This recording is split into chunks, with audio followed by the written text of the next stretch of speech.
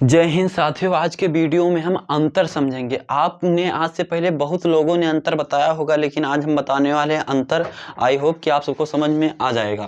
तो यहाँ पे सबसे पहले समझते हैं कि परिमाण क्या होता है।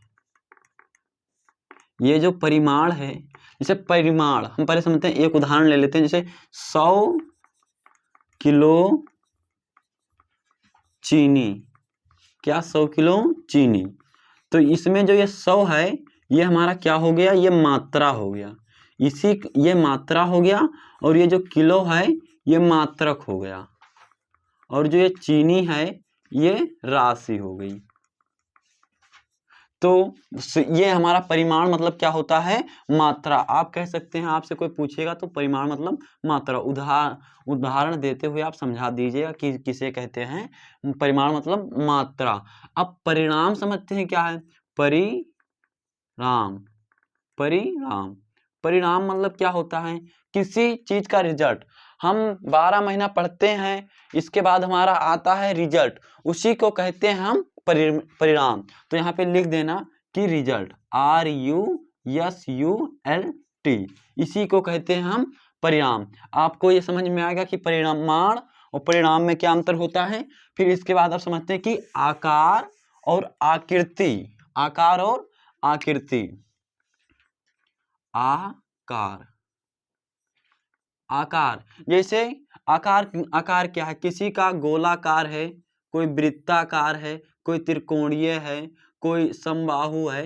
ये क्या है? हमारा आकार है। इस पे अगर जो ना समझ पाइए तो ये हमारा जो चेहरा है, इसका कोई किसी का गोल होता है, किसी का लंबा है, तो ये क्या है? हमारा आकार है। और आकृति किसे कहते हैं? जैसे ये हमारे नाक की आकृति है। कैसी आकृति है? जैसे चम्मच की आकृति है, उसे हम आकृति कहते हैं। तो हमारा आकृति क्या होता है?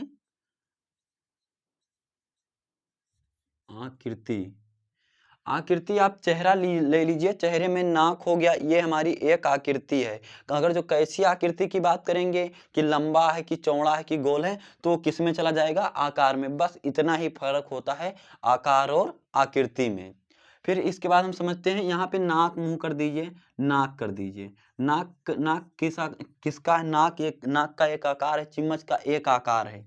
तो वो जब आकार से किसमें, जब उसका पता लगाना होगा कि ये वृत्ताकार कह दिया गया, तो ये आकार बन गया। और आकृति जैसे नाक कहे, तो नाक कैसे? एक आकृति है। एक आप फोटो लीजिए, उसमें देखिए, एक जो चार्ट रहता है वो समबाहु का रहता है, तो वो क्या है? वो आकार है। और जो उसमें बना होगा कुछ भी चीज, या फिर आप कहते हैं चार्ट, तो क्या होगी? वो उसकी आकृति होगी। आई होप कि आप सबको समझ में आ गया होगा। फिर इसके बाद हम समझते हैं कि हमारा द्रव क्या होता है। जैसे तरल पदार्थ को हम क्या कहते हैं? द्रव। जितने भी तरल पदार्थ हैं, तरल पदार्थ यानी कि तरल पदार्थ कैसे पदार्थ? जैसे पानी,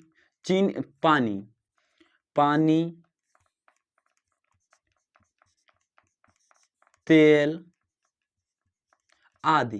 जितने भी हमारे तरल पदार्थ हैं, जैसे पानी और भी आदि आदि, तो ये क्या हो गए? द्रव। अब हम समझते हैं कि द्रव किसे कहते हैं। द्रव यानी कि कोई कितना ठोस है, द्रव है, उसका कितना भार है, उसी को हम कहते हैं द्रव। उसी को क्या कहते हैं हम? द्रव।